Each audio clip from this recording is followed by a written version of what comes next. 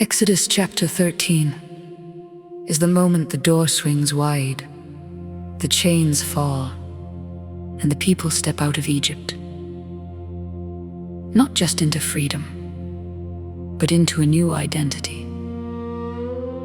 Imagine this scene. A nation that was once scattered in the dust of slavery now stands together on the edge of the unknown. They are not in the cage anymore, but they are not yet in the promised land. They are in the wilderness, between the blood-marked door and the parted sea. And God begins this chapter with a jarring declaration. Consecrate to me all the firstborn. Whatever opens the womb among the children of Israel, both of man and beast, it is mine.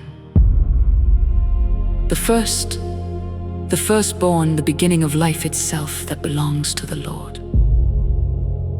It's not a theological footnote, it's a living memorial, because in Egypt, the firstborn of the land fell under the sword of judgment.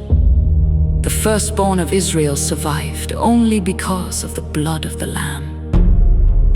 So now, every time a donkey is redeemed with a lamb or a son is redeemed with a price, the people are told exactly what it means. By strength of hand, the Lord brought us out of Egypt, out of the house of bondage. This is not just a law. It is a lesson engraved in the family. When the next generation rises and asks, what does this mean? They are given the story. Stubborn Pharaoh, the firstborn slain, and a God who made a way through the night.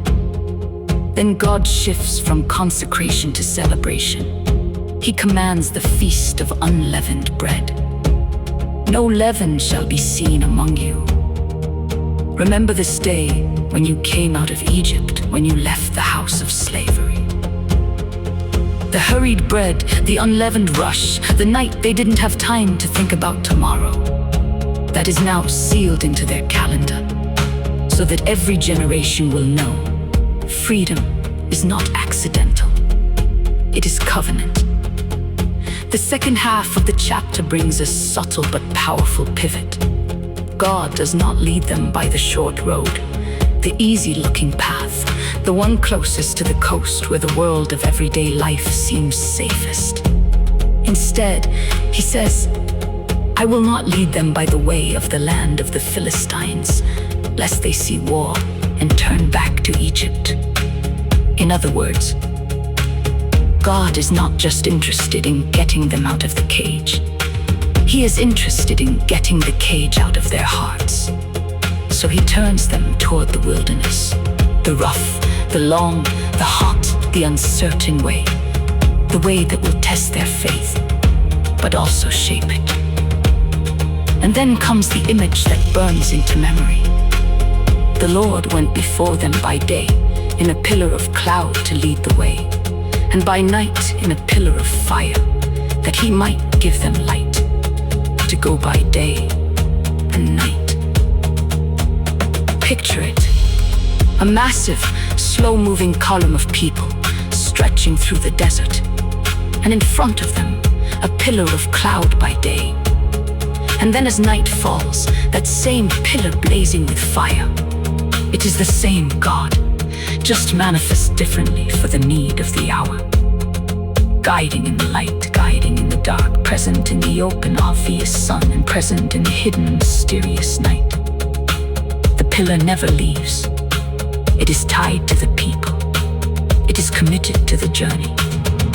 Exodus 13 is the chapter where the rescue is no longer just a memory, but a moving reality. The people are not standing at the door anymore. They are walking, they are following, they are being led by a God who sanctifies the first, who marks the calendar, and who lights the way through the wilderness with fire. This is the God of the exit, becoming the God of the journey. So if you're in a place that feels like the wilderness, Exodus 13 is your word.